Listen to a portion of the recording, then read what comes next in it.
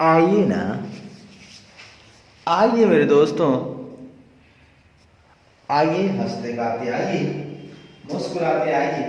वक्त तेजी से निकलता जा रहा है, इसे अपनी पहचान बनाइए। आइए, समय को बचाते हुए हम लोग अपनी ही गति में आगे की तरफ बढ़ते चले जा रहे हैं। हमारा प्यारा प्यारा 21 नंबर हो गया था। अब हम लोग 22 नंबर क्वेश्चन की तरफ चलेंगे। ये भी बहुत ही आसान, बहुत ही उम्दा और बहुत ही बेहतरीन क्वेश्चन लग रहा है मुझे। आइए पहले देखते हैं। आइए भाई साहब, बिल्कुल देखेंगे भाई साहब, बिल्कुल देखेंगे भाई साहब। आइए भाई साहब,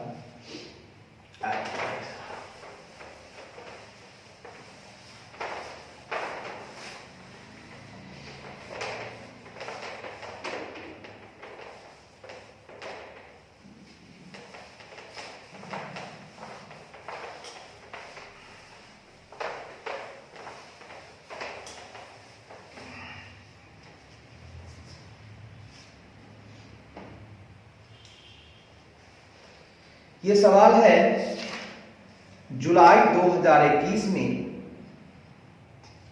पूरे 10 नंबर के लिए पूछा गया था। सोचिए, जैसे जैसे समय बढ़ता जा रहा है, मार्किंग की क्षमता बढ़ती जा रही है। पहले 5 था, फिर 8 था, 10 नंबर में चला गया। बढ़िया है, अच्छा है। कब पूछा गया था भाई साहब? जुलाई 2021 में 10 मार्क।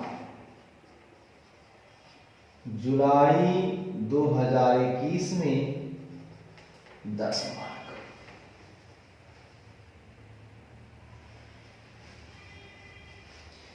कहता है दोस्तों, इस सवाल में आपके पास बड़ा ही बेहतरीन चीज दिया हुआ है।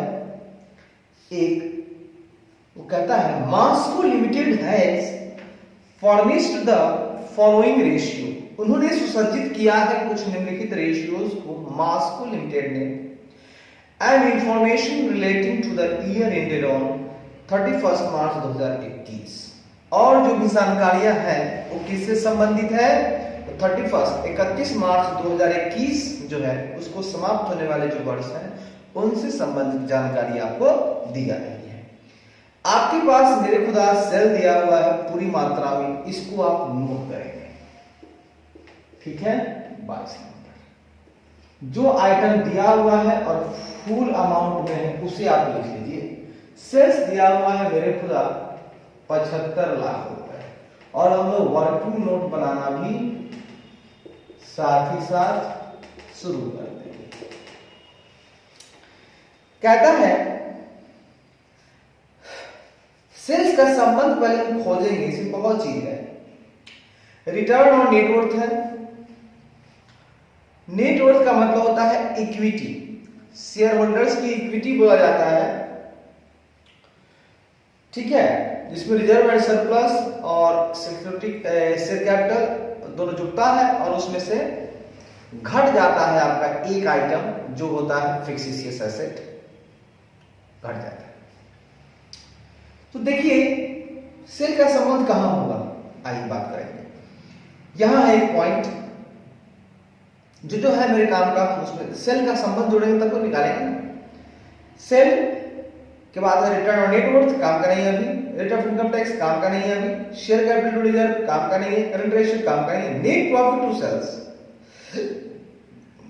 मेरे खुदा ये मेरे काम का है। नेट प्रॉफिट टू सेल्स क्या है आपके पास? Net profit to sales. और मेरे खुदा नेट प्रॉफिट जो है आपको मिल रहा है वो आफ्टर टैक्स मिल रहा है। खुशी की बात है, इसको आप बोल सकते हैं, कैसे लिख सकते हैं? ये है कितना? ये है आपका 6.5%।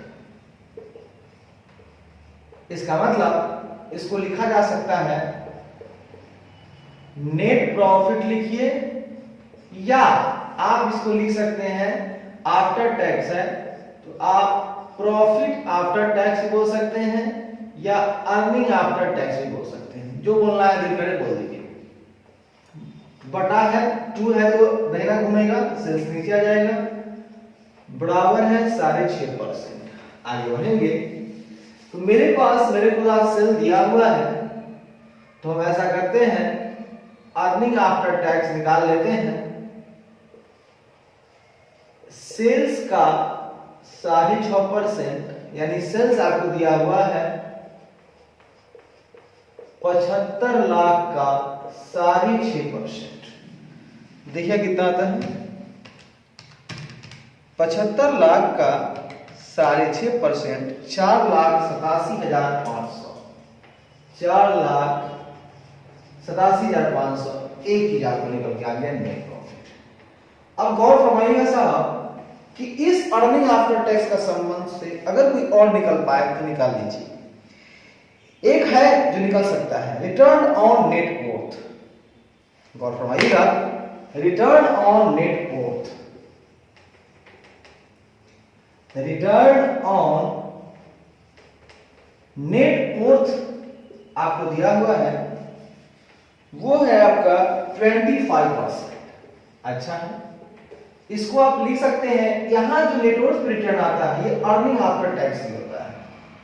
अर्निंग आफ्टर टैक्स बटा नेटवर्थ बराबर है 25%। आगे बढ़ेंगे, अर्निंग आफ्टर टैक्स अभी भी निकाले हैं हम लोग 4,87,500। आप ऐसा कीजिए, बिल्कुल सही बात है, बटा नेटवर्थ नहीं पता है, टेंशन नहीं लीजिए, यही तो निकाल के ले आएंगे, बराबर 25%। आगे बढ़ेंगे, यहां पर हम लोग नेटवर्थ निकाल लेंगे 4,87,500 बटा 25%। ध्यान दीजिएगा, भागा 25%, 19,50,000 आपके पास आ जा रहा है net worth. We know that net worth is equal to share capital plus reserve and surplus is equal to दिया हुआ है आपको 19,50,000। अब इसमें से अगर दोनों का रेशियो दिया हुआ होगा तो निकाल देंगे। देखिए यहां शेयर कैपिटल टू रिजर्व का रेशियो है 6:4, है ना। तीसरा point, share capital to reserve ratio, reserve and surplus.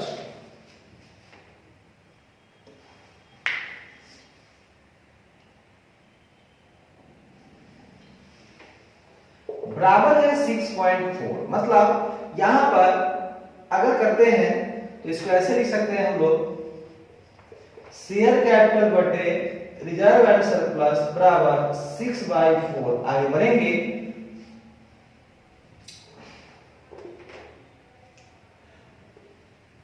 मतलब एक 6 है और एक 4 है, तो दोनों का अगर हम रेशियो निकालते हैं, अगर रेशियो में चलते हैं ऐसे में, तो 6 कितना होता है दोस्त, 10।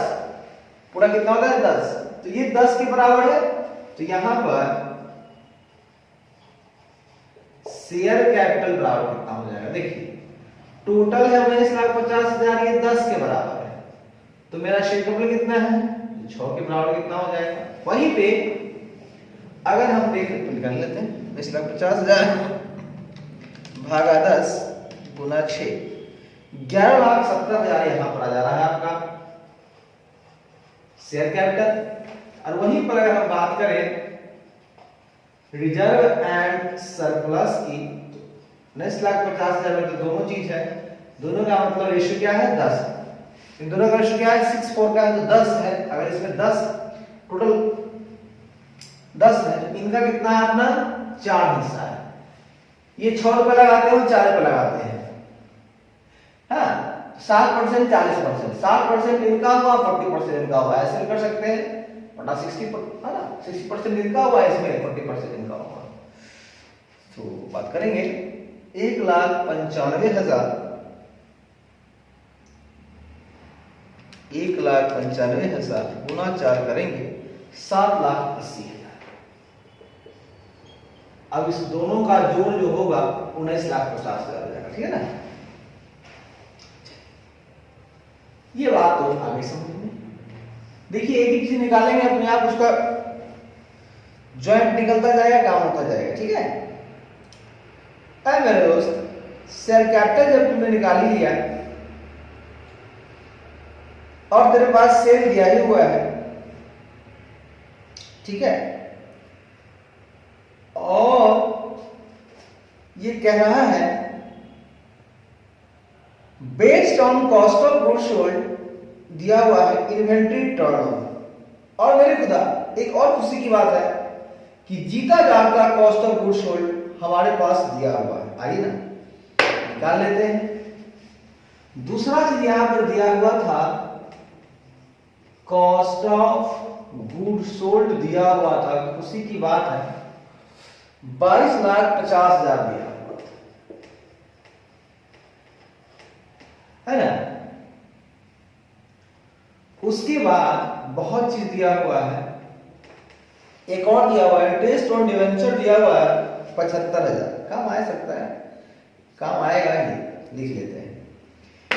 Interest on debenture 75,000, interest on debenture 75,000 आया हुआ है, लिखा हुआ है। बाकी बहुत कुछ लिखा हुआ है।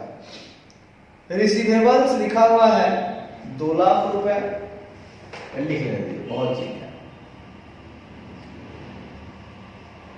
रिसीवेबल्स है जिसमें इंक्लूड्स है डेटर्स, इसमें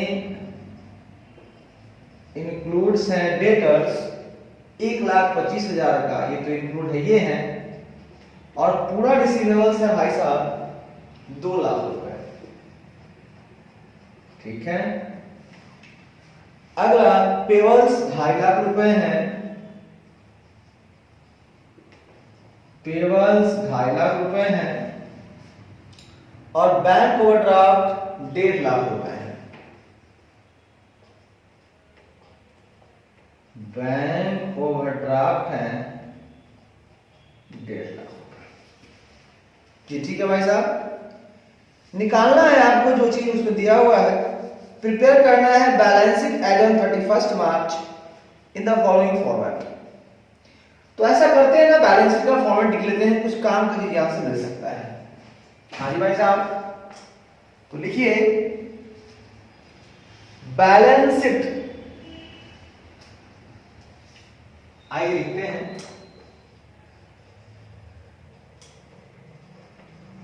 बैलेंस शीट की बात हम करते हैं।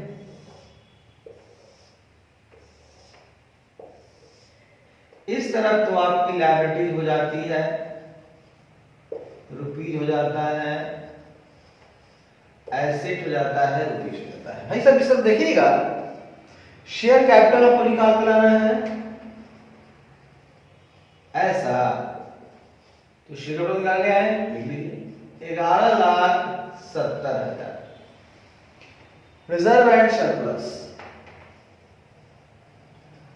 रिजर्व एंड सरप्लस आया हुआ है आपका, अभी निकाल के लाए हैं 7,80,000। 15% डिवेंचर्स लेना है, 15% डिवेंचर्स। आइए निकाल देते हैं तीसरा पॉइंट यहां से, डिवेंचर का काम खत्म कर देते हैं। एक खुदा ये मेरे खुदा, चौथा पॉइंट में चलते हैं। आपको 15% इंटरेस्ट जो है दिया हुआ है, 75,000 निकाल करके दिया हुआ है। मतलब किसी भी डिवेंचर का हम 15% निकालते हैं तो इंटरेस्ट आ जाता है 75,000। तो मोटा मोटी आगे बढ़ेंगे, अगर हमको फुल डिवेंचर निकालना हो तो कितना हो जाएगा? 75,000 का 15%। देखिएगा 75,000 भागा 15% यानी पूरे 5 लाख रुपए। ठीक है साहब, 15% डिवेंचर हम लोगों ने 5 लाख रुपए ये भी निकाल लिए। फिर दिया हुआ है पेबल्स, दिया हुआ है भाई साहब, ये तो हमको लिख कर दिया हुआ है पेबल्स 2.5 लाख रुपए, सीधा उतार देते हैं, छूना भी नहीं है। बैंक ओवरड्राफ्ट सीधा उतार दीजिए दोस्तों, बैंक ओवरड्राफ्ट सीधा उतार दीजिए दोस्तों, 1,50,000 रुपए। बात तो समझिएगा, पेबल्स का काम खत्म हो गया, इसका खत्म हो गया। उस तरफ आइए, फिक्स एस, अच्छा पूरा जोड़ लीजिए, 11,70,000, 7,80,000, 5 लाख, 2,50,000 और 1,50,000। भैया पूरे 28,50,000 हमको लाना है। अगर इधर 28,50,000 लाना है तो हमें इधर भी 28,50,000 लाना होगा, क्योंकि total liability is equal to total assets. Side भी बोल सकते हो, ये साइड ही है। ठीक है, अब सवाल उठता है, उसमें चाहिए क्या? हमें फिक्स एसेट चाहिए, ले आएंगे कहीं से भी। उसके बाद हमें करंट एसेट चाहिए, ले आएंगे। इसमें चाहिए हमको स्टॉक, रिसीवेबल्स, कैश। क्या चाहिए? स्टॉक चाहिए, रिसीवेबल्स चाहिए और कैश चाहिए। आइए मेरे खुदा, अब हम बात करेंगे 5वें पॉइंट की। इसमें स्टॉक आपका निकलकर बाहर आ जाएगा। कैसे आएगा सुनिएगा, आप निकाल लीजिए इन्वेंट्री टर्नओवर। इन्वेंट्री टर्नओवर, जब क्वेश्चन में कोई क्लोजिंग ओपनिंग की चर्चा ना हो तो एवरेज इन्वेंट्री ना ले, पूरा इन्वेंट्री ले। तो ये होता है कॉस्ट ऑफ गुड्स सोल्ड बटा इन्वेंट्री, और इसका रेशियो दिया हुआ है मेरे खुदा 12 टाइम्स दिया हुआ है। मतलब पूरे साल में 12 बार ये ऐसा काम करता है, इन्वेंट्री रखता है स्टॉक में, फिर बेच देता है, 12 बार ऐसा करता है। मतलब महीने महीने लाया बेचा, लाया बेचा। सीओजीएस भगवान की कृपा से दी हुई है, यहां लीजिए सिर्फ 22,50,000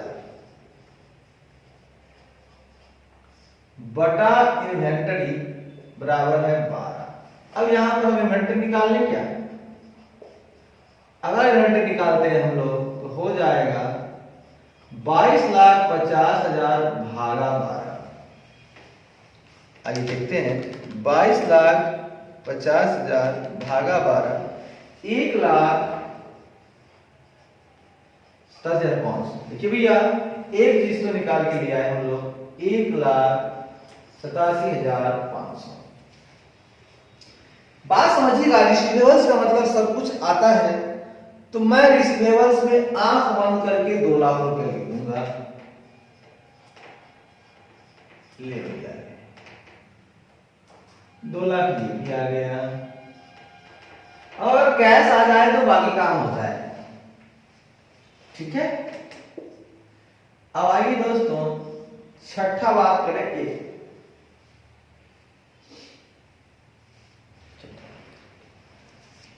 क्या बात करेंगे? छठा बात करेंगे। कहां?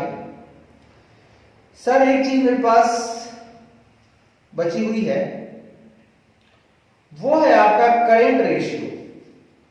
करंट रेशियो दिया हुआ है 2.5। आइए देखते हैं कि करंट रेशियो से क्या मिल जाएगा।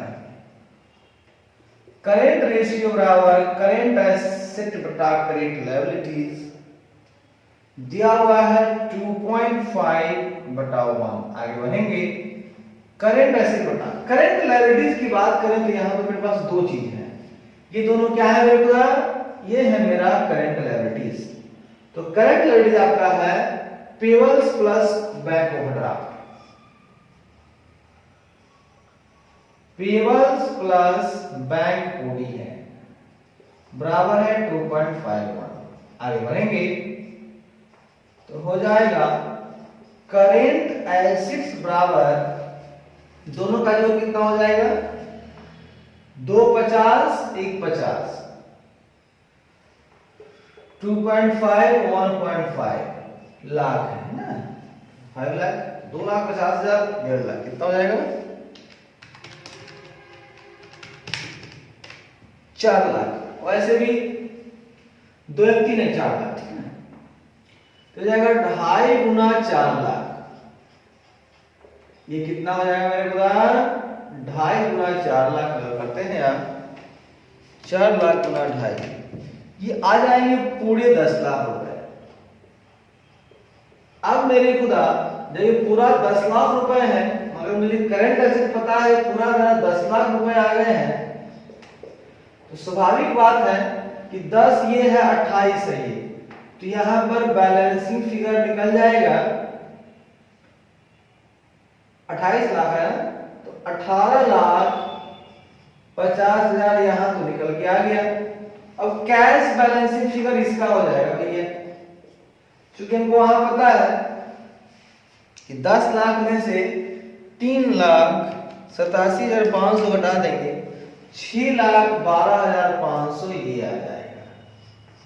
अब कुछ खास है नहीं, हमको लगता है इसमें रेट ऑफ इनकम टैक्स दे करके बस टाइम पास किया है, इसका कोई यूज ही हमको नहीं लगा है, नो यूज।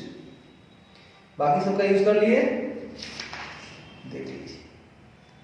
अच्छा, एक और चीज निकालना है ना, पहले इसको निकाल लेते हैं, ठीक है।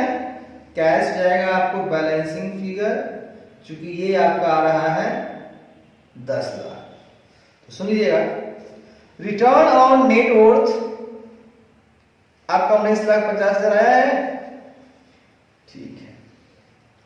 शेयर कैपिटल 11,70,000 आया है, रिजर्व 7,80,000 आया है, डिवेंचर्स 5 लाख आया है। डिवेंचर बराबर होता है इंटरेस्ट बटा रेट ऑफ इंटरेस्ट, स्वाभाविक बात है, तिरछा गुना मार करना पड़ा है। इन्वेंटरी टर्नओवर आया है, तो वहां से हम लोगों ने क्लोजिंग स्टॉक निकाल लिया है 1,500। करंट रेशियो जब हम आगे बढ़े तो करंट रेशियो में यहीं से मेरा काम आ गया, करंट लायबिलिटीज।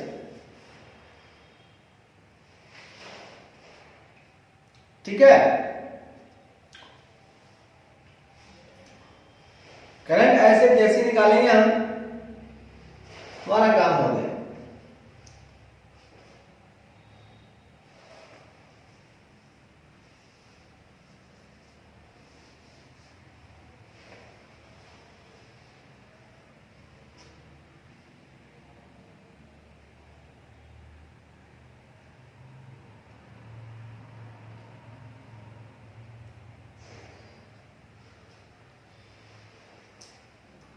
कैसे निकाले?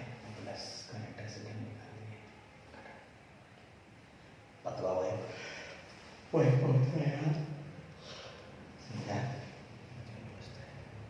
अब मेरे खुदा एक छोटा सा आपसे विनती है, ये कहता है calculate the operating expense for the year ended 31 March 2021।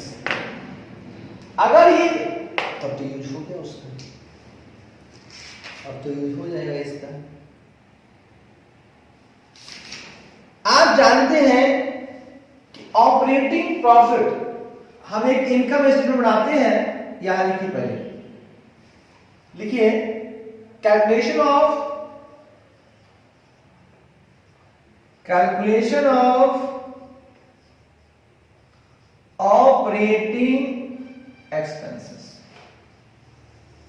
इसके लिए पहले अपने दिल दिमाग से हम काम करेंगे। सबसे ऊपर पार्टिकुलर्स लिखेंगे, रुपीज लिखेंगे। गौर फरमाइएगा कि सबसे पहले सेल्स आता है, सेल्स में से हम लोग ग्रॉस प्रॉफिट बोलिए तो है नहीं। सेल्स में अगर हम लोग कॉस्ट ऑफ गुड्स सोल्ड घटाते हैं जो कि दिया हुआ है, तो हमको आ जाएगा मेरे खुदा ग्रॉस प्रॉफिट। ये बात आपको समझ में आ रही है ना जी? बढ़िया। ग्रॉस प्रॉफिट आने की बाद हमको आ गया, ठीक है। अब इसमें से हम लोग ऑपरेटिंग एक्सपेंस घटाएंगे, ऑपरेटिंग एक्सपेंसेस घटाएंगे तो हमको आएगा ऑपरेटिंग प्रॉफिट, जिसको बोलते हैं ईबीआईटी। तो मेरे खुदा अगर ईबीआईटी हमको पता है, क्योंकि सेल्स तो मुझे पता है, सेल हमने निकाला है, नहीं निकाला है, 75 लाख निकाला हुआ है sales. Cost of goods sold दिया हुआ है 22,50,000। तो ग्रॉस प्रॉफिट तो भैया हमको निकल गया 75 लाख माइनस 22,50,000, यानी 52,50,000 खुशी खुशी आ गया। लेकिन ना मुझे ईबीआईटी पता है ना ऑपरेटिंग एक्सपेंस, चूंकि मुझे ये निकाल, इस दोनों में से एक तो निकालना ही पड़ेगा। तो ये तो ऑपरेटिंग एक्सपेंस तो कुछ नहीं पता है, ये हमारा आएगा बैलेंसिंग फिगर इसका और इसका। लेकिन भैया ईबीआईटी हम निकाल सकते हैं। आइए यहां हम लोग निकालते हैं, एक इनकम स्टेटमेंट बनाते हैं।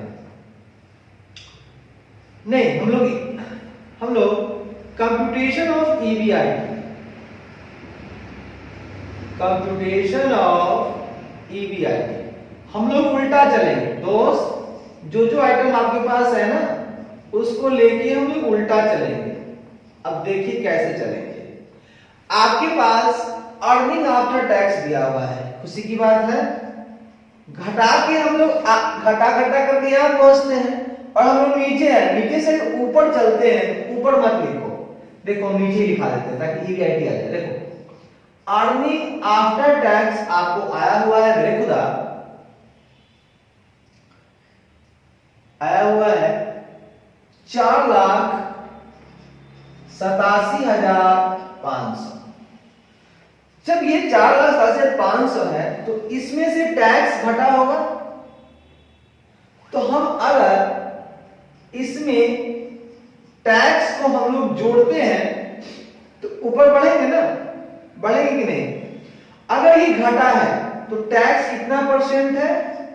तो टैक्स का रेट हमारे क्वेश्चन में दिया हुआ है मेरे खुदा 50%। तो मेरे भाई ये 50% इसमें से टैक्स घट के हुआ होगा। तो मान लीजिए कि 100 रुपया आपके पास इनकम रहा होगा, तो 50 रुपया उसमें से आपका टैक्स है। तो जो बचा हुआ ये 50 रुपया ही है।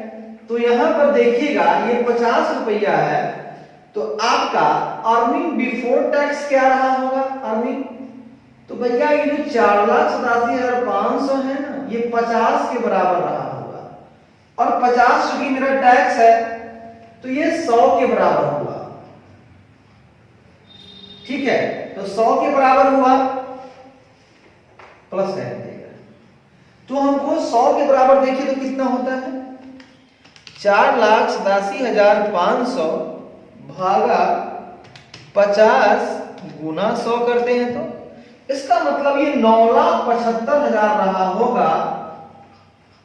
तभी हम लोग 9,75,000 का 50% यानी कि 4,87,500 इसमें से हम लोग घटाए होंगे तो हमको 4,87,500 मिला होगा।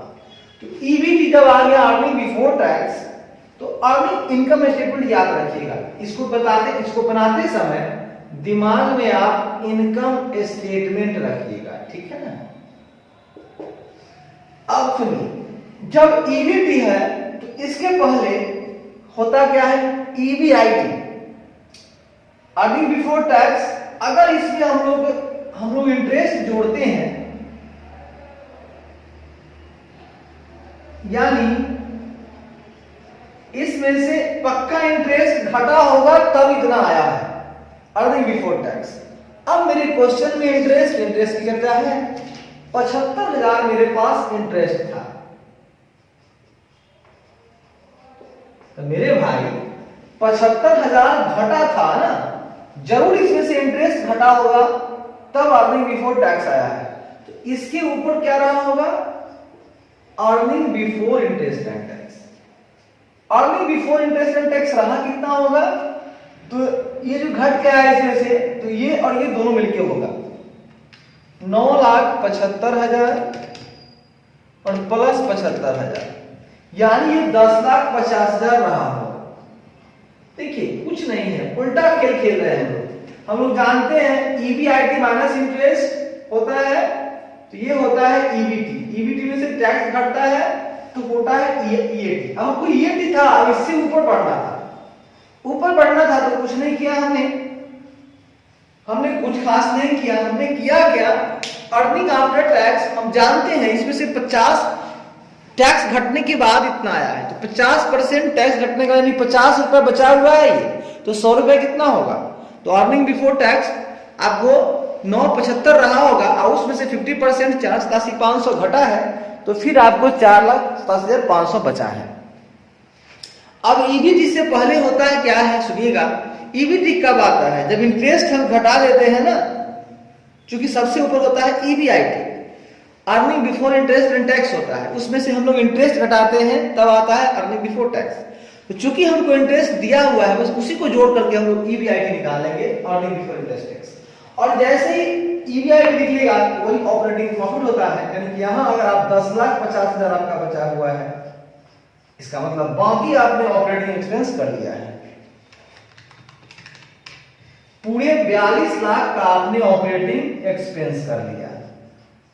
यही आपका आंसर चाहिए था जो आ गया। देखिएगा,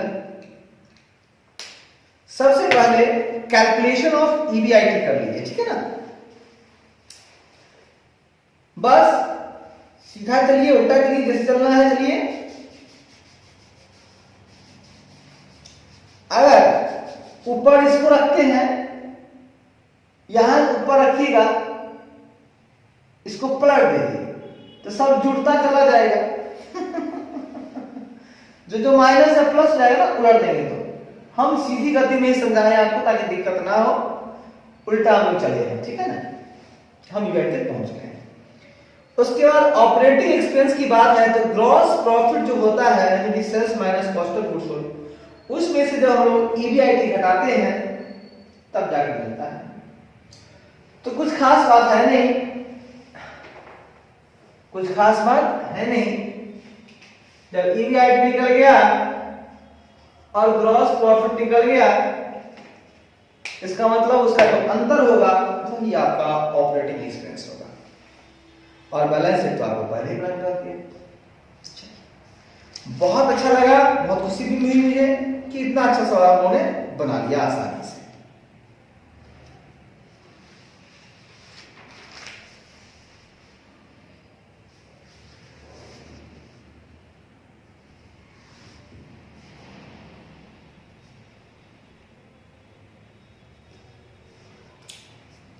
अब हमारे पास बहुत ही अच्छा सवाल आ गया है जिसकी बात ही कुछ अजीबोगरीब है।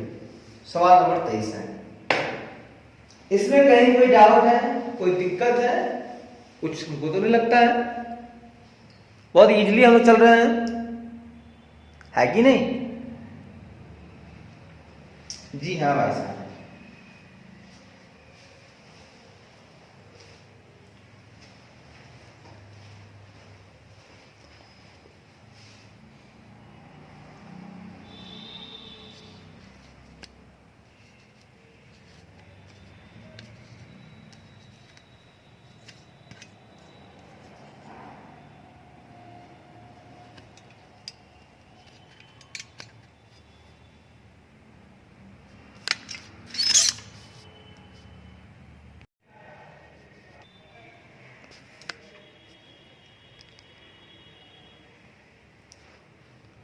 आइए ना, आइए मेरे दोस्त, ढेर सारी बातें करते हैं और प्यारी प्यारी बातें करते हैं।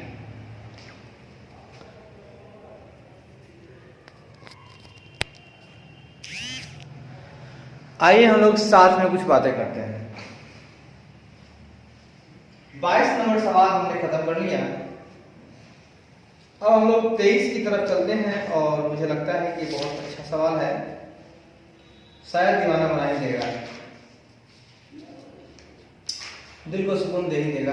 आइए बात करते हैं 23 नंबर सवाल।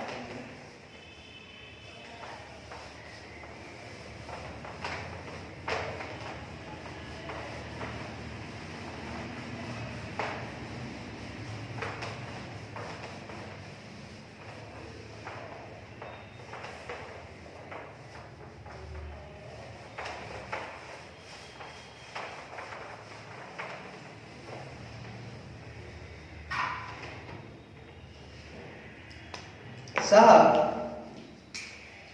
ये 23 नंबर सवाल पूछा गया है, दिसंबर 2021 में पूछा गया है साहब, 10 मार्क्स के लिए।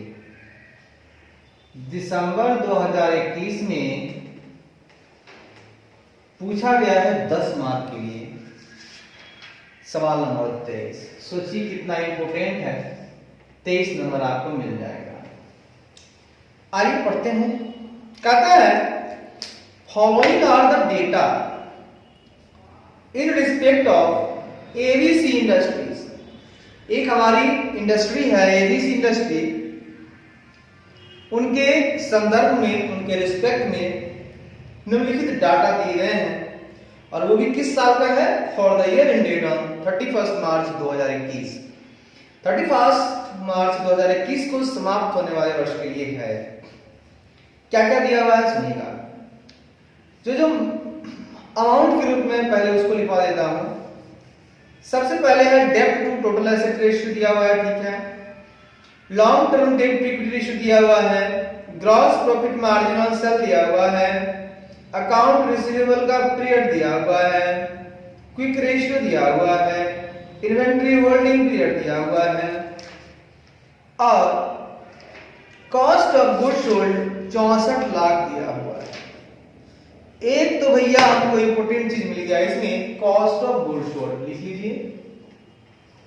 कॉस्ट ऑफ गुड्स सोल्ड दिया हुआ है भैया, पूरे 64 लाख दिया हुआ है भैया। उसके बाद इस सवाल में है, क्या है सुनिएगा। इस सवाल में है आपको बैलेंस शीट दिया हुआ है और लिख रहा है complete the balance sheet of ABC industries as on 31 March 2021। आपको इस बैलेंस शीट को कंप्लीट करना है और साथ ही लिखना है, और लिखा all calculation should be nearest रूपी। जो भी कैलकुलेशन होगा नियरेस्ट रूपी में लिखिएगा।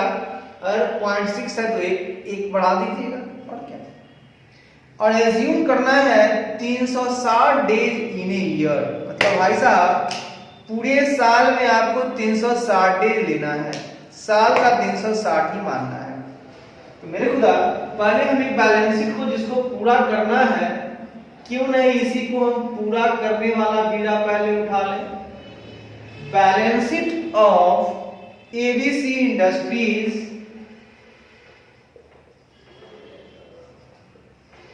as on 31 March 2021। 31 March 2021 I.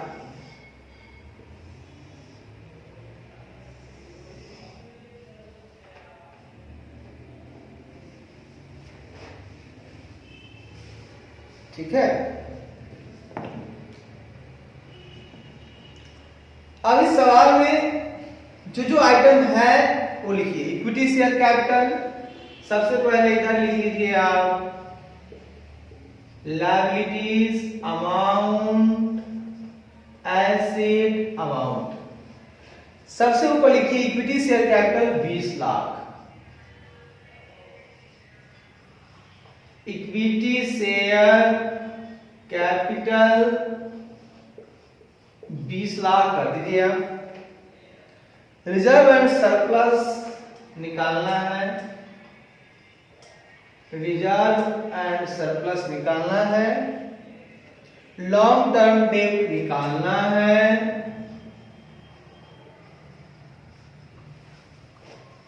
Account payable निकालना है,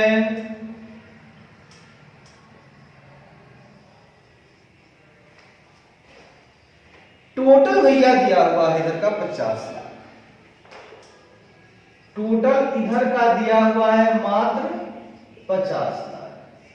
जब इधर का दिया हुआ है भैया तो बिना सोचे हुए इधर का भी आप कर लीजिए 50 लाख, क्योंकि ये दोनों क्या होगा इक्वल।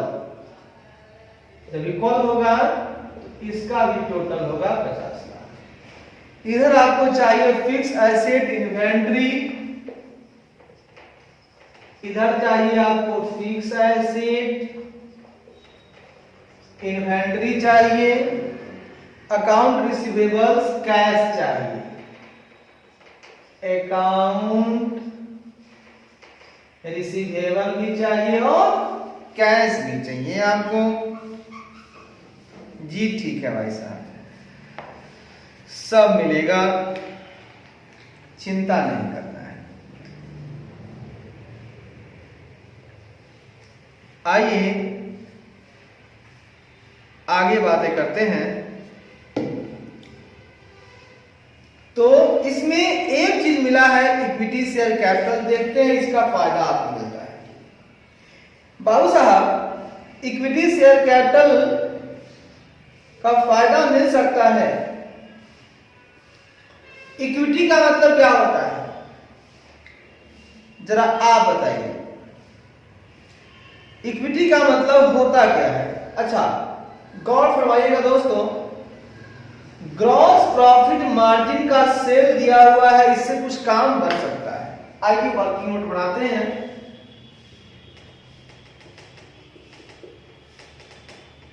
हम इसको सेल यहां से निकालते हैं और यहां लिख देंगे we assume all sales are credit sales. Sale कैसे निकलेगा और देखिएगा, कहता है सेल कहता है ग्रॉस प्रॉफिट मार्जिन 20% है। ग्रॉस प्रॉफिट मार्जिन है 20% ऑन सेल्स है। तो लेट यहां पर सेल हो गया 100, प्रॉफिट हो गया 20, तो कॉस्ट हो जाएगा सेल माइनस प्रॉफिट, यानी 100 माइनस 20 इक्वल टू 80। तो व्हेन कॉस्ट 80 है तब भी प्रॉफिट कितना होगा 20, तो परसेंटेज निकाल लीजिए 20/80 गुना 100, यानी 25% ऑन कॉस्ट हो जाएगा। तो यहां अगर हम करते हैं सेल बराबर cost of good sold plus gross profit, तो कैसे निकलेगा? कितना है 64 लाख प्लस 64 लाख का 25%, कितना निकलेगा? देखिए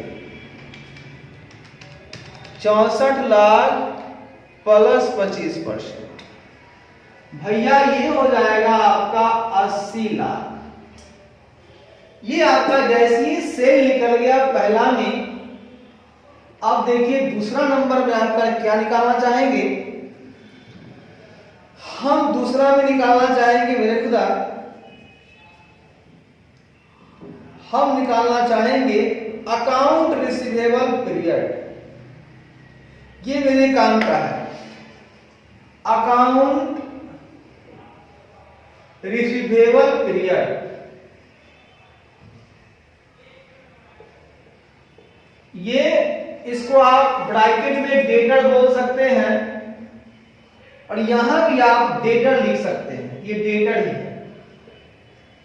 तो इसका क्या होगा, ऐसे क्या होता है, तो इसका होगा ऊपर में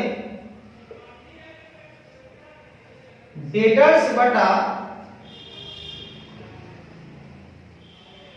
एनुअल सेल्स पर डे। ये दिया हुआ है आपका 36 दिन। तो आगे बढ़ेंगे, डेटर बराबर हो जाएगा 36 डे गुना एनुअल सेल्स कितना है बाबू रे, 80 लाख। बोला है 360 दिन ही लेने के लिए, याद है ना, बोला है 360 देने के लिए 360 से भाग दे देंगे। तो 360 से 10, 36 से 10 मतलब 100 कट गया, तो ये हो जाएगा मेरे खुदा 8 लाख रुपए। ये आपका अकाउंट रिसीवेबल आ गया, एकदम प्यार से डाल दीजिए 8 लाख। चलिए, इतना करने के बाद कुछ तो मिला। तीसरा नंबर में आते हैं तो कहता है, क्या कहता है,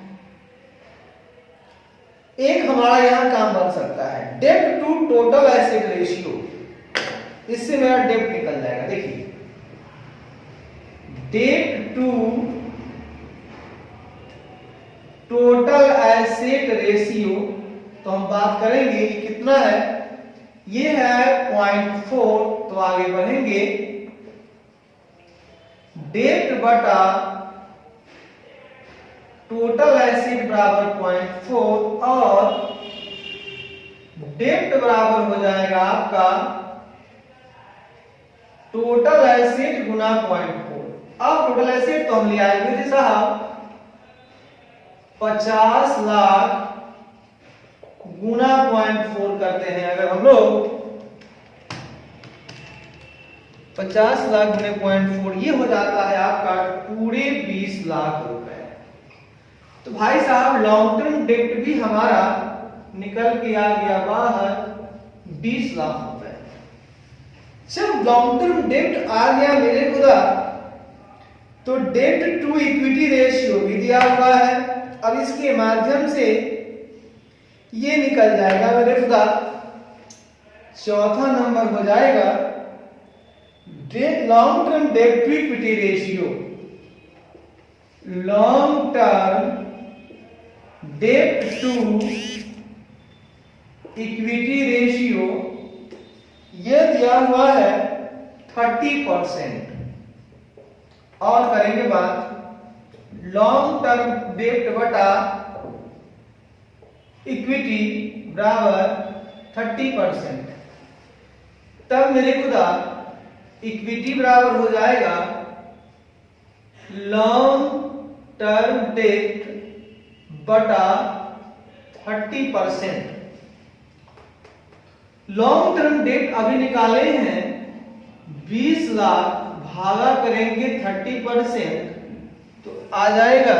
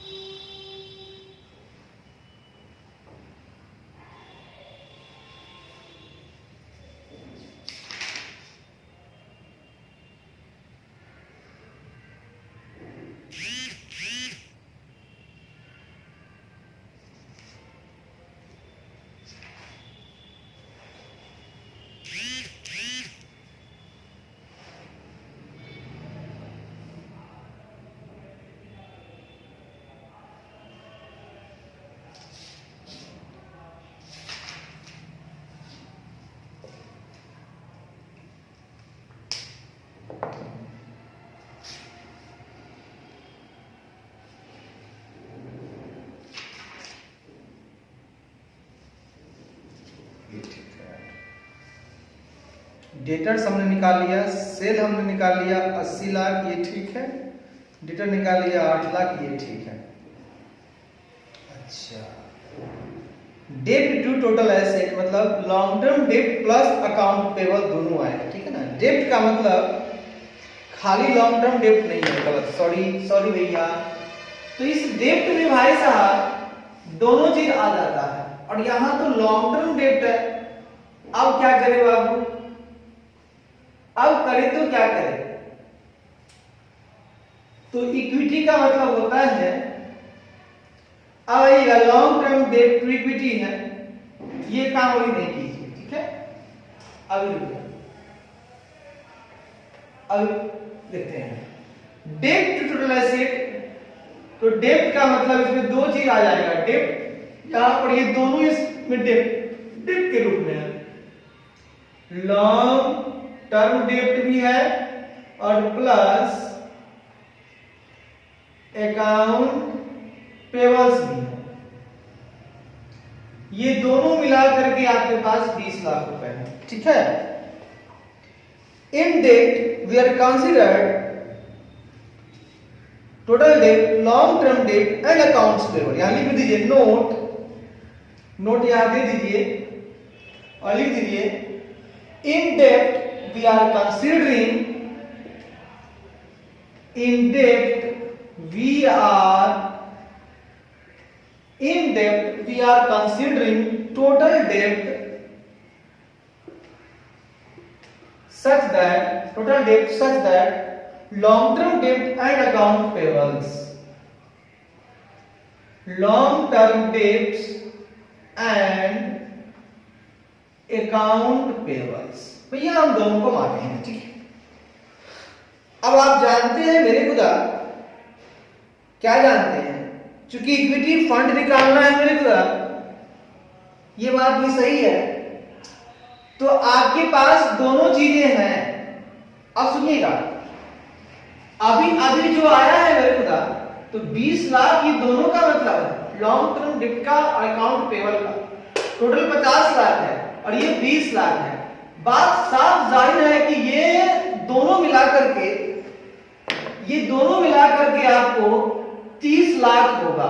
ये दोनों तो 20 है, ये है, तो मोटा मोटी ये हो गया आपका 10 लाख रुपए। कोई दिक्कत? तो 20 और 10 कितना होता है मेरे का?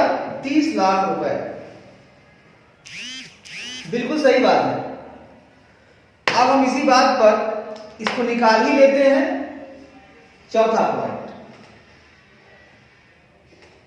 आप जानते हैं इक्विटी फंड बराबर होता है equity share capital plus reserve and surplus minus fixed asset, जो अक्सर 0 होता है। अक्सर दो चीज इक्विटी फंड में आते हैं, equity share capital plus reserve and surplus. तो इन दोनों को मिलाना है, आपको लाना है, ठीक है, ले आएंगे। अगर हम इसको जानना चाहते हैं, इस चीज को लाना चाहते हैं, तो लायबिलिटी साइड को लायबिलिटी साइड को अगर आप देखिए तो टोटल लायबिलिटीज में से अगर हम लोग टोटल डेट घटा दें तो ये इक्विटी फंड हमारा आ जाएगा। आगे बढ़ते हैं। तो टोटल मेरा है 50 लाख, उसमें से घटाते हैं अगर हम 20 लाख, तो मेरे खुदा 30 लाख रुपया जो है ना, वो आपका आ ही जाएगा इक्विटी फंड में। अब चूंकि इक्विटी फंड की हम बात करेंगे, अगर हम इक्विटी फंड की बात करेंगे तो इक्विटी फंड में ESC भी है और ये RS भी है। तो इक्विटी शेयर कैपिटल जो कि 20 लाख रुपए है और प्लस रिजर्व एंड सरप्लस है, बराबर है 30 लाख रुपए। तो यहां से हम लोग रिजर्व एंड सरप्लस निकाल सकते हैं बड़ा ही इजी से। 30 लाख माइनस 20 लाख बराबर हो जाता है 10 लाख। वैसे भी निकाल लिए, ऐसे। तो इस तरह से हम लोगों ने एक चीज और निकाल लिया, रिजर्व एंड सरप्लस। कितना अच्छा लगा। देखिए हमारे को पता था सिर्फ एक छोटी सी चीज पती थी, डेप्ट को हमने लॉन्ग टर्म डेप्ट मान लिया, गलत किया, नहीं मानना चाहिए था। डेप्ट का मतलब टोटल डेप्ट होता है हमारे बैलेंस शीट में जो भी आइटम है ऋण वाला, तो लॉन्ग टर्म डेप्ट भी है, अकाउंट पेबल, क्योंकि डेप्ट में लॉन्ग और करेंट लॉन्ग शॉर्ट दोनों आता है, तो शॉर्ट अकाउंट पेबल है, लॉन्ग लॉन्ग है ही, दोनों आ जाएगा। तो दोनों मेरे पास 20 लाख रुपए हैं, तो दोनों अगर 20 लाख रुपए हैं तो अच्छी बात है ना, दोनों 20 लाख रुपए हैं और इक्विटी शेयर कैपिटल ऊपर 20 लाख रुपए हैं, तो 40 हो गया, टोटल 50 लाख था, यानी बचा हुआ 10 लाख रिजर्व एंड सरप्लस का खड़ाक से बाहर आ गया, एकदम तेजी से बाहर आ गया। तो इस साइड मेरा कंप्लीट हो गया। आगे बढ़ते हैं। अब देख लीजिए हम लोग रिजर्व एंड सरप्लस को निकाल लिए। इक्विटी फंड जो था मेरे पास 30 लाख, और उसमें से घटा दिया हम लोगों ने टोटल लायबिलिटी में से घटा दिया इक्विटी फंड को।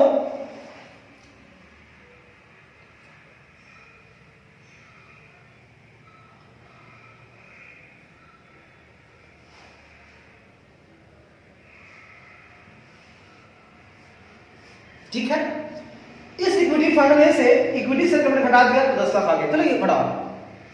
अब बात करेंगे लॉन्ग टर्म डेप्ट की। भैया लॉन्ग टर्म डेप्ट कैसे लाऊं, कैसे लाए नहीं लाए, आइए बात करते हैं। जब आपके पास, बात सुनिएगा, जब आपके पास इक्विटी आ गया, यानी इक्विटी फंड आ गया, इक्विटी फंड आ गया 30 लाख, तो ये मेरा काम हो जाएगा, एक और बन सकता है मेरा लॉन्ग टर्म डेप्ट to equity ratio. Long term debt to equity ratio हो जाएगा आपका 30%। आगे बात करेंगे, लॉन्ग टर्म डेट बटे इक्विटी बराबर 30%। यहां से हम निकाल लेंगे लॉन्ग टर्म डेट बराबर इक्विटी फंड का 30%। इक्विटी फंड कितना है मेरे पास सर 30 लाख है। 30 लाख का 30% अगर हम लोग कर लें तो हो जाता है 9 लाख रुपए। तो भाई साहब अगर ये दोनों मिलाकर के मान लीजिए 20 लाख था, इसमें से अगर 9 लाख आपका लॉन्ग टर्म डेब्ट आ रहा है, यानी 20 माइनस 9 ये हो जाएगा 11 में से 9 गया तो 10 से 9 गया तो ये 11 लाख ये हो गया। कोई दिक्कत? यहां पर हम लोग छठा नंबर में अकाउंट्स पेबल निकाल सकते हैं बराबर total date minus long term date. Total date था मेरे पास 20 लाख माइनस 9 लाख, ये हो गया 11 लाख। चलिए भाई साहब ये तो हो गया। थोड़ा और आगे बढ़ेंगे, क्या करेंगे, थोड़ा और आगे बढ़ेंगे। जब सब कुछ आ ही गया, इन्वेंट्री के लिए ये इन्वेंट्री यहां से निकाल लेते हैं। जब हमने अकाउंट रिसीवेबल निकाल लिया, डेटर निकाल ही लिया, तो डेटर निकला सेल पे, इन्वेंट्री निकला कॉस्ट ऑफ गुड्स सोल्ड पे, निकाल लो ना बाबा। आइए इन्वेंट्री होल्डिंग पीरियड दिया हुआ है, इन्वेंटरी होल्डिंग पीरियड दिया हुआ है भाई साहब 55 डेज। तो इसको कैसे लिखेंगे, इन्वेंट्री को ऐसे क्या होता है कॉस्ट ऑफ गुड्स सोल्ड बटा इन्वेंट्री, तो इसमें इन्वेंट्री बटा annual cost of goods sold per day निकाल दीजिए, ये है आपका 55 डेज। तो आइएगा इन्वेंट्री बराबर 55 डेज गुना एनुअल कॉस्ट पर डे कितना होगा, कॉस्ट ऑफ गुड्स सोल्ड कितना है 64 लाख भागा कर दीजिए 360 डेज। आइए देखते हैं 64 लाख गुना 55 भागा 360, 9,77,000, 9,77,778, 9,77,778 ये आपका इन्वेंट्री हो जाएगा। 9,77,778, 9,77,778। भाई साहब बात तो समझ में आ रही है, ये भी समझ में आ गई। आप एक चीज बताएंगे, ये जो है इन्वेंट्री और अकाउंट और कैश, ये तीनों मिला करके इसका नाम होता है करेंट एसेट, और ये तो है फिक्स्ड एसेट। तो मेरे पास एक चीज और है, गौर फरमाइएगा। हमारे पास दिया हुआ है एक और चीज, सुनिएगा। क्विक रेशियो दिया हुआ है मेरे खुदा, ये मेरे काम का चीज है। आइए देखते हैं। क्विक रेशियो दिया हुआ है 0.9। आइए इसका मिलान करते हैं। क्विक रेशियो बराबर क्विक एसेट्स बटा क्विक रेशियो क्या होता है भैया? होता है क्विक रेशियो होता है क्विक एसेट बटा करेंट लायबिलिटीज। ये दिया हुआ है भाई साहब 0.9 दिया हुआ है। आगे बढ़ेंगे। क्विक एसेट मतलब होता है current asset minus stock minus prepaid expense, जो अक्सर जीरो होता है। और करेंट लायबिलिटीज की जहां तक बात है तो अकाउंट पेबल आपका करेंट लायबिलिटीज में आएगा 11 लाख रुपए। ठीक है, करेंट क्या होगा? अकाउंट पेबल, एफडी आएगा, अकाउंट पेबल। ठीक है, अब हम बात करेंगे, ये बराबर दिया हुआ है 0.9। आगे बढ़ेंगे। करेंट एसेट माइनस स्टॉक हमने अभी निकाला है 9,77,778 बराबर हो जाएगा भाई साहब 11 लाख गुने 0.9। 11 लाख गुने 0.9 हो जाएगा 9,90,000। आगे बढ़ेंगे। करेंट एसेट बराबर हो जाएगा 9,90,000 प्लस 9,77,778। दोनों को जोड़ेंगे 9,90,000 प्लस 9,77,778, 19,67,778। अब मेरे खुदा जब करेंट एसेट हमारे पास आ गया है 19,67,778, तो इसमें से मेरे पास 2 का मान पता है तो हम कैश निकाल सकते हैं। तो सो कैश बराबर हो जाएगा current asset minus inventory minus account receivable, तो हो जाएगा 19,67,778 माइनस 9,77,778 माइनस 8 लाख। ये आपका कैश निकल के बाहर आ जाएगा। Minus 9,77,778 minus 8 lakh. भाई साहब 1,90,000 ये आ जाएगा। सर बहुत खुशी की बात है कि 1,90,000 आपने इसका निकाल लिया, तो कैश भी 1,90,000 आ गया। भाई साहब फिक्स एसेट को आप बीएफ बना लीजिए, क्योंकि 50 लाख पूरा दिया हुआ है और 50 लाख में करेंट एसेट है 19 लाख, तो आप इसको ऐसे लिख सकते हैं 9वां नंबर में फिक्स्ड एसेट बराबर total asset minus current asset. Total asset है इनका 50 लाख और करेंट है 19,67,778। बता दीजिए 50 लाख माइनस 19,67,778, 30,32,222 कितना आएगा? 30,32,222। बहुत बढ़िया, 30,32,222। इस तरह से आपका कंप्लीट हुआ बैलेंस शीट। कैसा महसूस आप कर रहे हैं इसकी जानकारी हमें दीजिए। करंट एसेट निकल गया और यहां से फिक्स एसेट भी निकल गया और यहां तो कैश एकदम बजाते निकल गया। है कि नहीं? है कि नहीं? सो बताइए। चलिए, तो हमने क्या क्या किया इस सवाल में उसको दोहरा देता हूं मैं। हमने कुछ नहीं किया भाई साहब। हमने क्या किया कि सबसे पहले मेरे पास कॉस्ट ऑफ गुड्स सोल्ड था।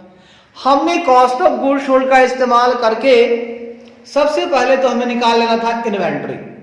एकदम इन्वेंट्री निकल गया कॉस्ट ऑफ गुड्स सोल्ड के इस्तेमाल से, उसको इन्वेंट्री में डाल दिया।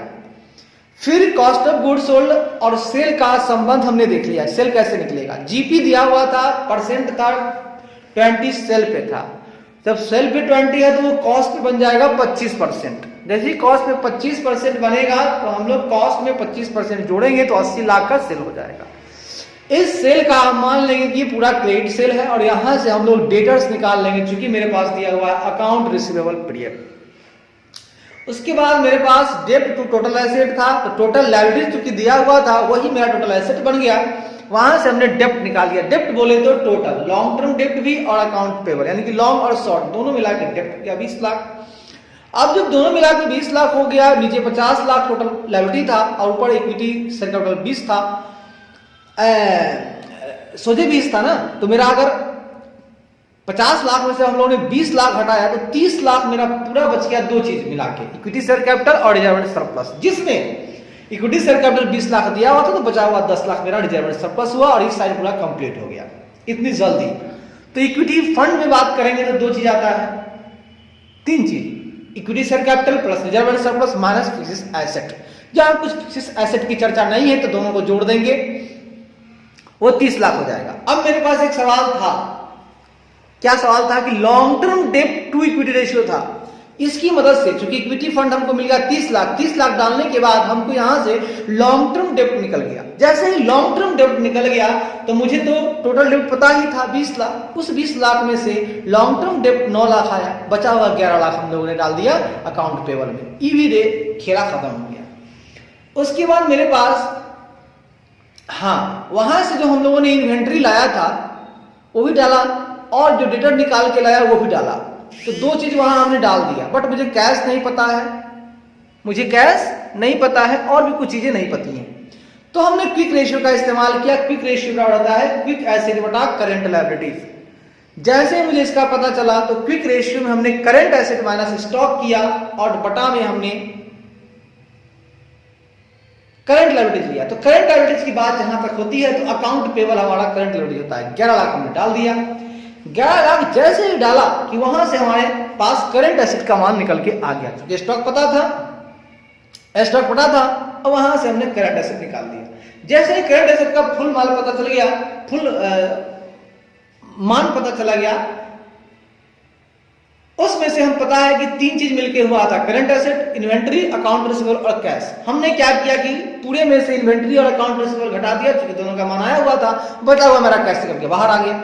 अब जब सब कैश बाहर आ गया यानी करंट एसेट बाहर आ गया और जो टोटल मेरा लायबिलिटी साइड है मेरा टोटल एसेट साइड है। जैसे ही टोटल एसेट साइड मिला मुझे, वो तो पहले मिल चुका है, और उसमें से हमने करंट घटाया, आ गया मेरा फिक्स्ड एसेट। और इस तरह से इस सवाल को हमने अपने गिरफ्त में ले लिया, अपने बाजू में ले लिया। चलिए धन्यवाद। अब आगे बढ़ेंगे, हम लोग क्या करेंगे।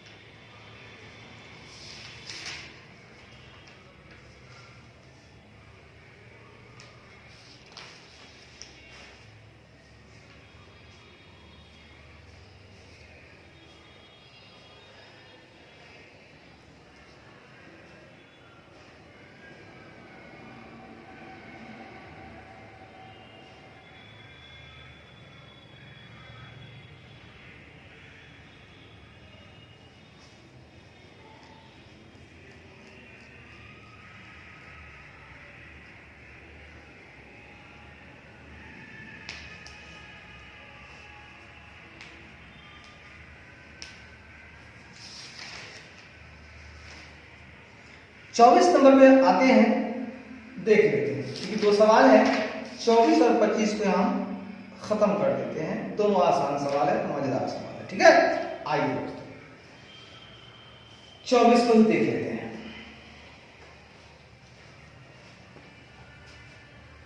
24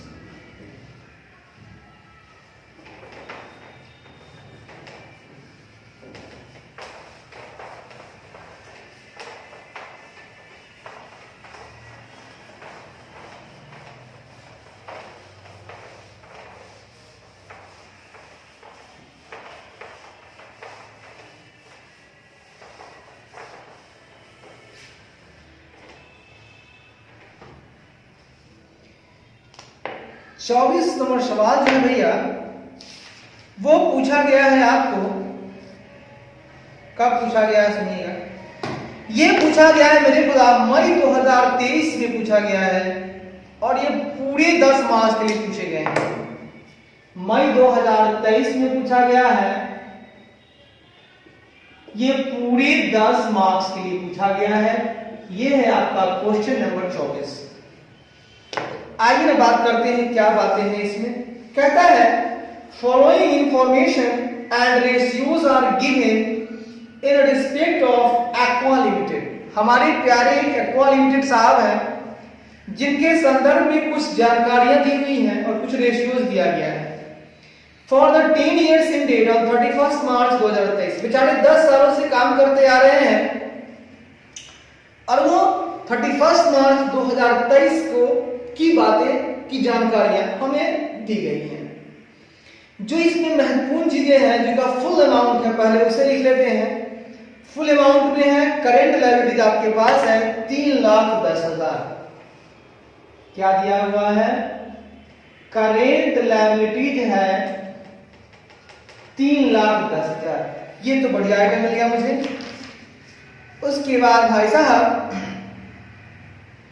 मूल अमाउंट में हमको मिल रहा है एक और चीज, टोटल इक्विटी फंड मिल रहा है 1,75,000। टोटल इक्विटी डिविडेंड मिल रहा है, sorry total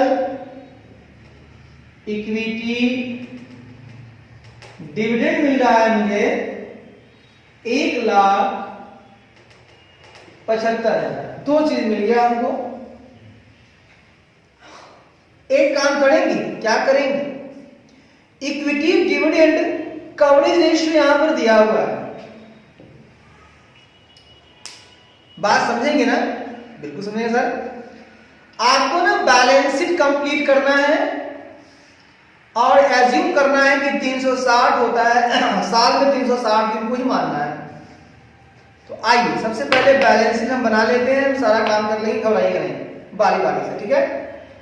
balance sheet as on 31 March, balance sheet of Aqua Limited. आइए देखते हैं, ये तो बनाना है। Balance sheet of Aqua Limited for the year ending 31 March 2000 as on 31 March 2023। As on क्या है? 31 मार्च 2023 है। ये इस तरफ आप लिख देंगे लायबिलिटीज, इस तरफ आप लिख देंगे एसेट। क्या क्या चीज है? इक्विटी शेयर कैपिटल है, इक्विटी शेयर कैपिटल है, ₹10 पर शेयर है, ₹10 पर शेयर है। रिजर्व एंड सरप्लस है,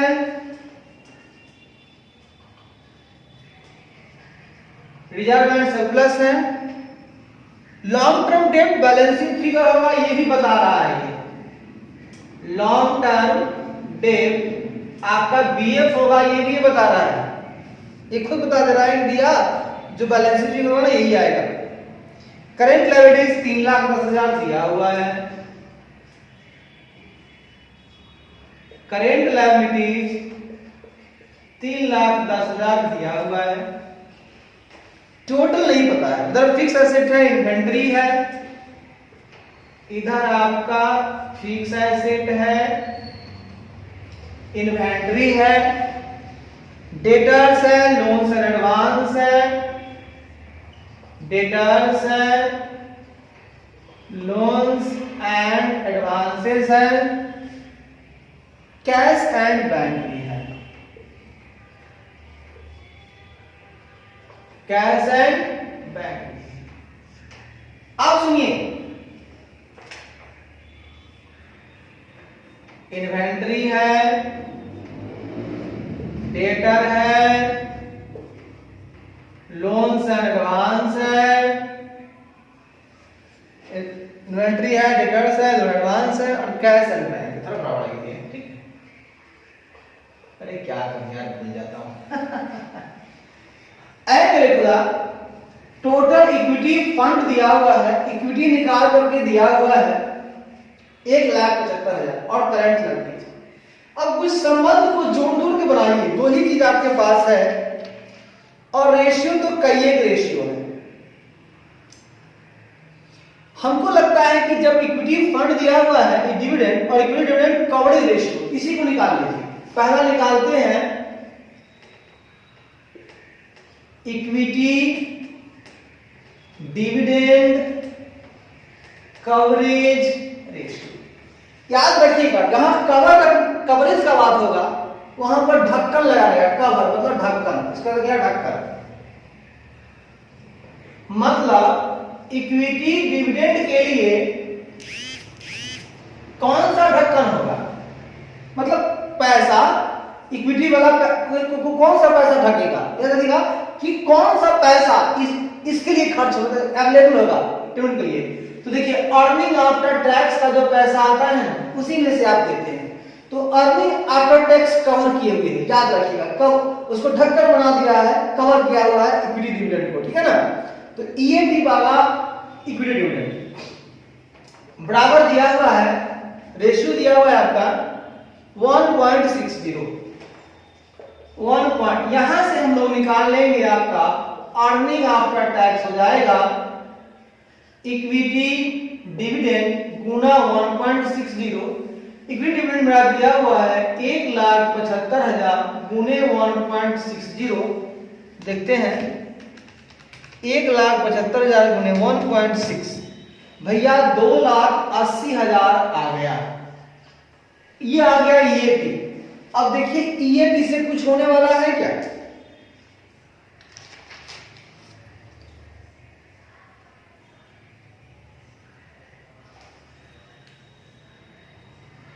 हाँ देखिए एक चीज मिल गया यहां पर हमको, अर्निंग पर शेयर दिया हुआ है, काम बन सकता है। सुनिए दूसरा पॉइंट में आते हैं हम लोग, अर्निंग पर शेयर का मतलब होता है कि जो मेरे पास ईएटी आता है या इसको बोल सकते हैं पीएटी आता है, उसमें हम लोग नंबर ऑफ शेयर से भाग देते हैं। गलती की सही, सही बात है, नंबर ऑफ शेयर से हम लोग भाग देते हैं तो आ जाता है कि नहीं, है कि नहीं, यही होता है ना। तो ये दिया हुआ है आपका, ये 3.5 रुपये अर्निंग आपका आ रहा है। अब ये बताइए आप कि ईएटी तो पता है, अब हम नंबर ऑफ शेयर यहां से निकाल लेते हैं, ठीक है। नंबर ऑफ शेयर हो जाएगा पीएटी भागा 3.5, पीएटी निकाल के लिए आए हैं 2,80,000 भागा कर देंगे 3.5, तो मुझे लगता है 80,000 शेयर हो जाएगा। जैसे ही मेरे खुदा 80,000 शेयर हो जाएगा तो यहां से हम फटाक से निकाल लेंगे इक्विटी शेयर कैपिटल का मान, बराबर हो जाएगा 80,000 गुने ₹10। ये हो जाएगा भाई साहब 8 लाख रुपए। लीजिए 8 लाख रुपए यहां आ गया आपका। बड़ी खूबसूरत बात की आपने और मजा दे दिया आपको। मजा तो ले लिया आपने अर्निंग पर शेयर का इस्तेमाल करके। अब जब आपको इक्विटी शेयर कैपिटल मिल गया तो इसका इस्तेमाल कहीं कीजिए ना। सर हमको तो सेल भी चाहिए। आपको सेल भी चाहिए? हाँ सर, सेल का तो जिक्र है नहीं। टोटल एसेट टर्नओवर का जिक्र है तो टोटल एसेट हमको चाहिए, तो कम से कम टोटल लायबिलिटी मिलेगा, टोटल एसेट मिलेगा। तो टोटल लायबिलिटी निकालना चाहते हैं क्या? चाहते तो बहुत कुछ करना है। प्रोप्राइटरी रेशियो दिया हुआ है भाई साहब। प्रोप्राइटरी का मतलब क्या होता है? प्रोप्राइटरी मतलब मालिक। मालिक कि प्रोप्राइटरी, मेरा प्रोप्राइटरी कितना है टोटल फंड में। प्रोप्राइटरी फंड,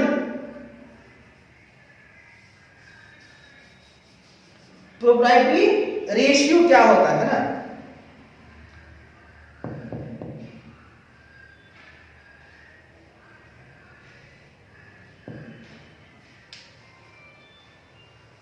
सुनिए भाई साहब, प्रोप्राइटरी रेशियो जो होता है ना, उसका नियम है कि प्रोप्राइटरी जो मेरा फंड है ना, उसमें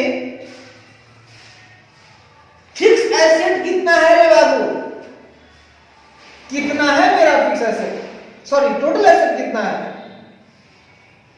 टोटल एसेट कितना है मेरा?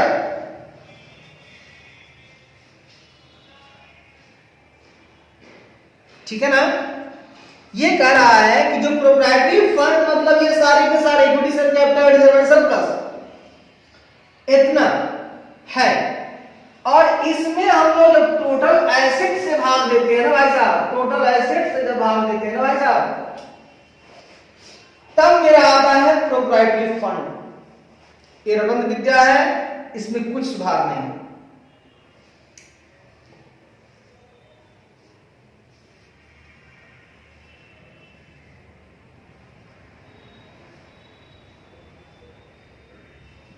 अच्छी बात है। सुनिएगा दोस्त, फिलहाल आगे बढ़ते हैं। दो रेशियो आपके पास है, देखते हैं कहीं कुछ काम का इसमें निकल जाए। मेरे को लिख लेगा भाई साहब। पहला रेशियो आपका है करंट रेशियो, जिसमें करंट लायबिलिटीज दिया हुआ है। करेंट रेशियो बराबर करेंट एसेट बटे करेंट लायबिलिटीज दिया हुआ है पूरे 4। तो करेंट एसेट बराबर हो जाएगा करेंट लायबिलिटीज गुने 4। करेंट लायबिलिटी भैया खुला दिया हुआ है 3,10,000, गुना कर देंगे 4 तो हो जाएगा आपका 12,40,000। अब भैया करेंट एसेट में ये सारे के सारे हैं और सारे के सारे हैं 12,40,000। करेंट एसेट, जब करेंट एसेट 12,40,000 है तो फिक्स एसेट कितना होगा? अब आगे बढ़ते हैं। पांचवा दिया हुआ है क्विक रेशियो।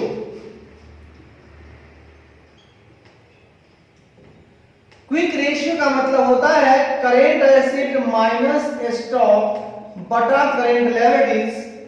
ये दिया है भाई साहब 2.5। अब बात करेंगे करेंट एसेट, तो दिया हुआ है मेरे पास 12,40,000 माइनस स्टॉक बराबर करेंट लायबिलिटी आपका है 3,10,000 गुना 2.5। आगे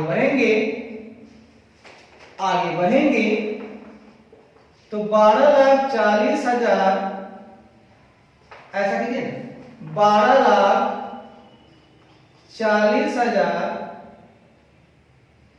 माइनस 3,10,000 गुने 2.5 7,75,000 बराबर स्टॉक।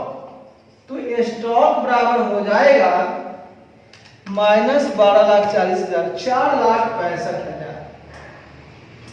देखिए स्टॉक का मान हमने लिया है 4,65,000। बहुत खुशी की बात है, कुछ तो काम हो रहा है। तो करेंट रेशियो का भी काम कर लिया हमने, एसिड टेस्ट का भी काम कर लिया। अब इन्वेंट्री टर्नओवर रेशियो काम हो जाएगा, कम तमाम हो जाएगा। देखिए कैसे होगा। इन्वेंट्री टर्नओवर रेशियो की बात हम करें तो हो जाएगा यहां पे कॉस्ट ऑफ गुड्स सोल्ड का जिक्र तो नहीं है, हालांकि इन्वेंट्री से कॉस्ट ऑफ गुड्स सोल्ड ही आता है, लेकिन यहां लिख दिया है भाई साहब ये बेस्ड ऑन सेल्स है। आइए ना सेल ही ले लेते हैं। सेल्स बटा इन्वेंट्री बराबर दिया हुआ है 6 टाइम दिया हुआ है। तो यहां पर सेल्स निकाल लेते हैं हम लोग, इन्वेंट्री गुना 6।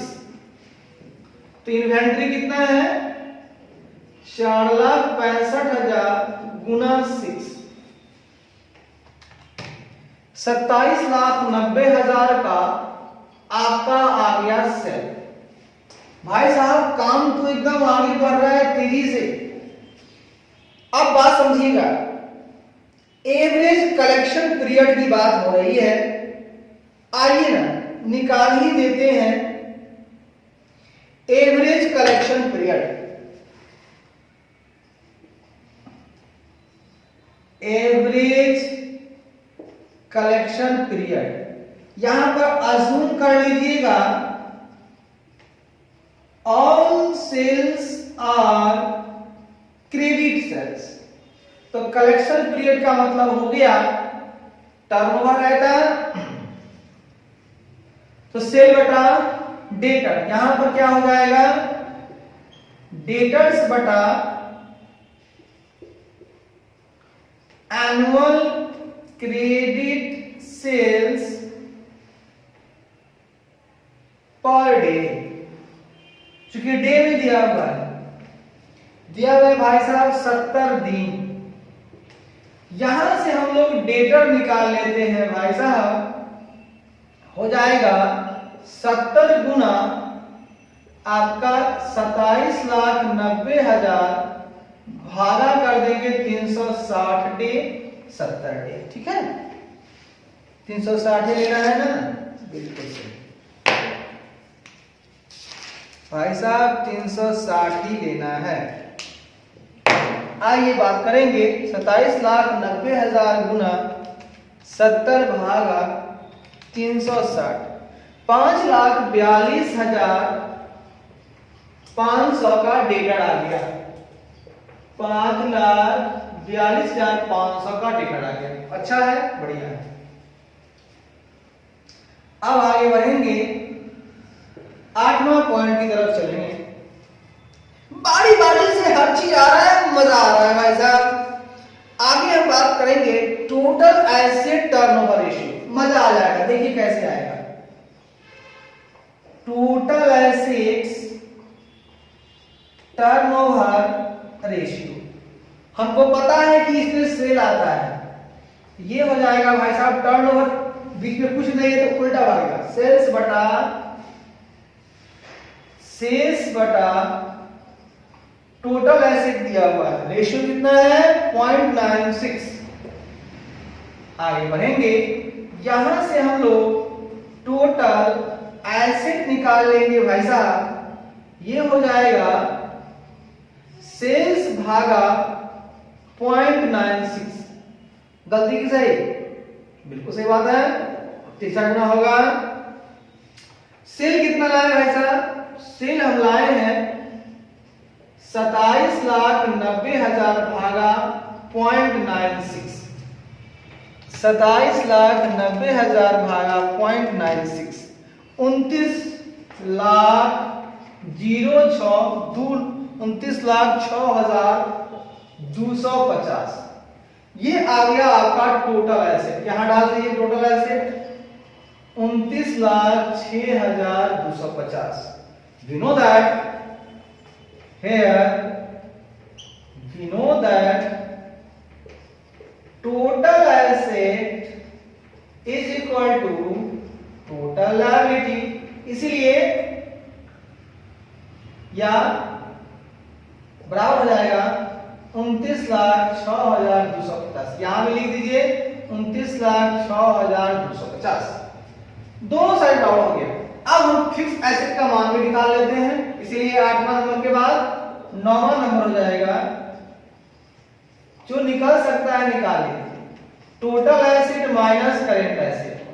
टोटल एसेट आपका है 29,06,250 और करेंट एसेट आप निकाल के लाए थे 12,40,000.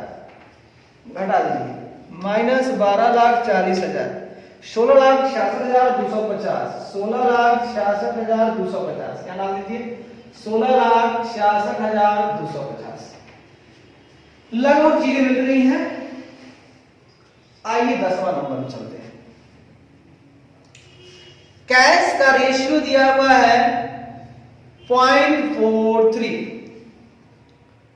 0.43 का मतलब कैश जो है करेंट एसेट में कैश का रेशियो 0.43 है. बात समझिएगा. तो कैश का रेशियो कैसे निकलेगा? अब यही आपको इंपोर्टेंट चीज याद रखना है कि कैश रेशियो कैसे निकालें. ये बड़ा ही इंपोर्टेंट चीज है भाई साहब. रेशियो जब भी निकालते हैं आप करंट रेशियो, क्विक रेशियो, फलना ढेकना सब में करंट लायबिलिटी नीचे डाल देते हैं. डालते हैं ना. जब सब में नीचे करंट है तो कैश में भी करंट है.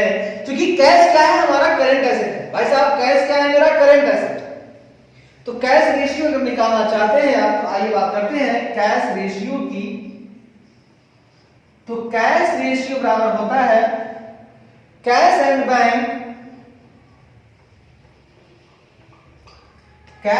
बैंक बटे करंट लायबिलिटी बराबर दिया हुआ है आपका. कितना दिया हुआ है 0.43 दिया हुआ है. आगे बढ़ेंगे तो यहां से हम लोग निकाल लेंगे कैश एंड बैंक. ये हो जाएगा आपका करेंट लायबिलिटी गुने 0.43. करेंट लायबिलिटी आपका दिया हुआ है 3,10,000 गुने 0.43. आइए 3,10,000 गुने 0.43 यानी 1,33,300. जब भाई साहब कैश आ गया 1,33,300 तब तो 11 नंबर बड़ा आसानी से बन जाएगा. कौन सा है लोन्स एंड एडवांसेस. इसमें क्या कर दिए current asset minus debtor minus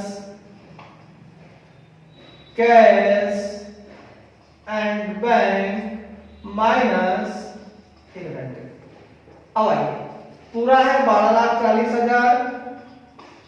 घटा दीजिए इसमें से 4 डेटर है 5,42,500. कैश एंड बैंक है 1,33,300 और इन्वेंटरी है आपका 4,65,000.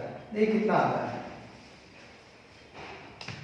12,40,000 माइनस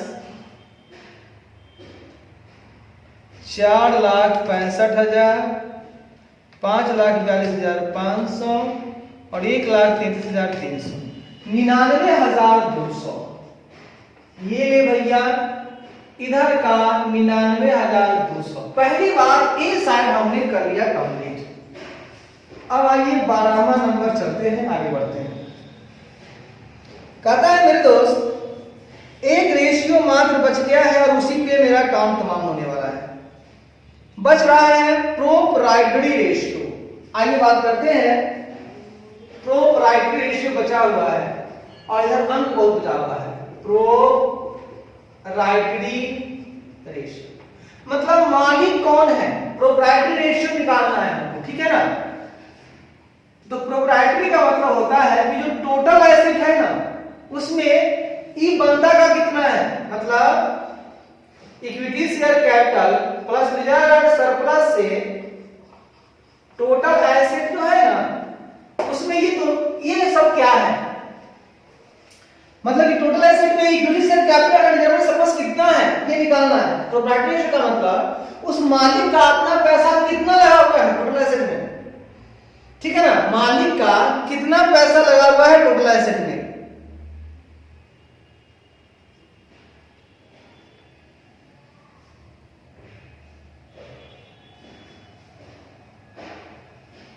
यही जानना है ना। तो टोटल एसेट में आ कितना रहा है मालिक के यहां से, ए बाबा जो टोटल एसेट मेरे पास है उसमें मालिक का कितना आ रहा है, इसको बोला जाता है, इसको प्रोप्राइटरी फंड के नाम से बोला जाता है। इक्विटी फंड, प्रोप्राइटरी फंड सब एक ही है बेटा, सब एक ही है प्रोप्राइटरी फंड, ठीक है ना बेटा। तो हम ऐसा करते हैं, बराबर दिया हुआ है आपका, सुन लीजिएगा, बराबर दिया हुआ है आपका कितना दिया हुआ है 0.48। तो आगे बात करेंगे हम लोग, प्रोप्राइटरी फंड निकाल लेते हैं।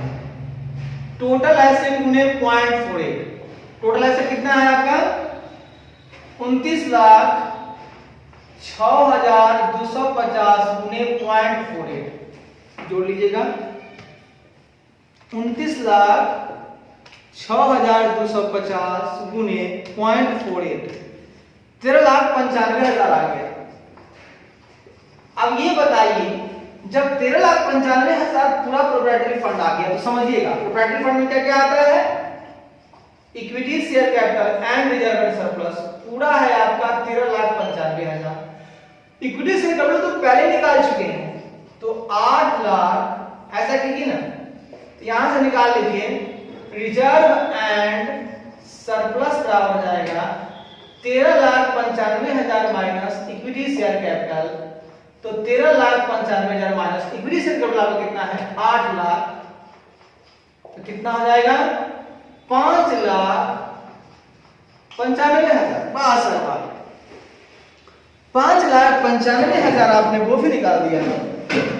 आप जैसा महान लोग कहां मिलेंगे, लोन एडवांस भी निकाल दिए, डेटर्स भी निकाल दिए, सेल भी निकाल दिए, करेंट एसेट भी निकाल दिए हम, इन्वेंट्री भी निकाल दिए हम, कैश एट बैंक भी निकाल दिए हम, फिक्स एसेट भी निकाल दिए हम। प्रोप्राइटरी फंड से हम लोगों ने रिजर्व एंड सरप्लस भी निकाल दिए हम 5,95,000। सर जब 5,95,000 आप निकालिए दिए, जब सब निकलिए गया तो लॉन्ग टर्म डेब्ट आराम से निकल जाएगा। कैसे निकलेगा सभी, पूरा कितना है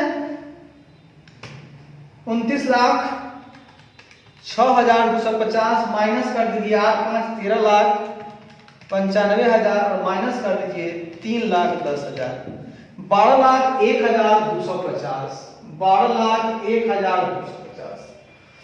यही आपका सवाल था। इसमें एकदम मजेदार है कि जहां पर पूरे अमाउंट रहेगा वहीं से शुरू कीजिएगा, चुटकी में आपका हल हो जाएगा। अगर चुटकी में हल करना चाहते हैं तो चुटकी लगाना सीखिए भैया, चुटकी चलाना सीखिए। मेरी बात समझ में आ रही है भाई साहब, समझ में आ रही है भैया, अच्छा बात है, अच्छी बात है भैया, अच्छी बात है। चलिए अच्छा है भाई साहब। अब आइए भाई साहब, हम लोग अपना 25 नंबर सवाल देख लेंगे, फिर लास्ट और अंतिम सवाल रहेगा, पूरे मजे से हम लोग करेंगे। लेकिन पहले इसको हम समझा देते हैं। सवाल नंबर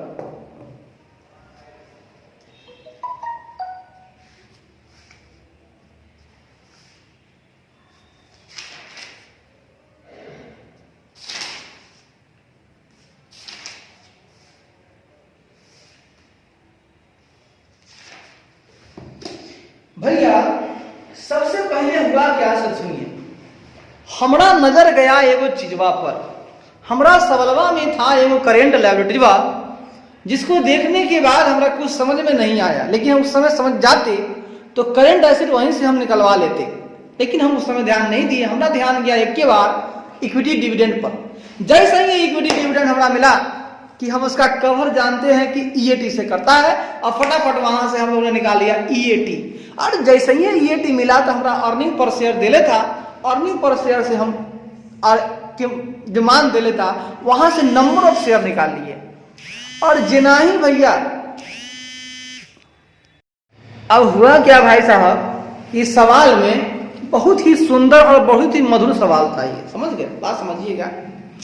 इस सवाल में हुआ क्या कि बस जैसे ही हाँ तो हमरा जैसी ईएटी मिला तो अर्निंग पर शेयर से हमने नंबर ऑफ शेयर निकाल लिया।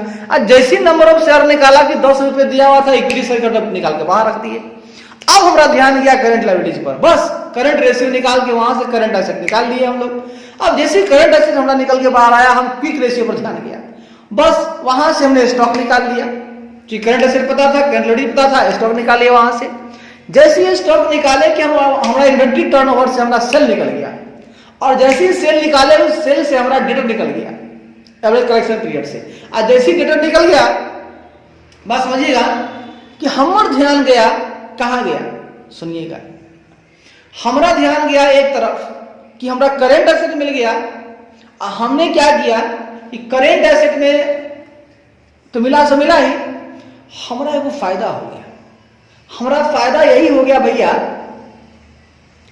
कि सेल जब निकला ना तो हमारा ध्यान चला गया टोटल एसेट टर्नओवर पर। अब बस ओकरा से हम निकाल लिए टोटल एसेट। बात समझिएगा भैया, अभी हम करंट एसेट पे नहीं गए हैं, मतलब गए हैं, मतलब सेल जब निकला ना भैया तो सेलवा से हमारा ध्यान चलेगा टोटल एसेट टर्नओवर पर, बस वहां से निकालिए टोटल एसेट। हमारा करंट एसेट पते था, घटा के निकालिए फिक्स एसेट। अब हमारा हो गया टोटल एसेट। जब टोटल एसेट बराबर टोटल लायबिलिटीज, हमारा लायबिलिटी साइड मिल गया, एसेट साइड मिल गया। अब निकालना था कैश रेशियो पर नजर गया भैया, करंट कैश रेशियो से निकलता है करंट लायबिलिटीज से, तो कैश एट बैंक बटा करंट लायबिलिटी, वहां से हमने कैश एट बैंक निकाल लिया फटाक से।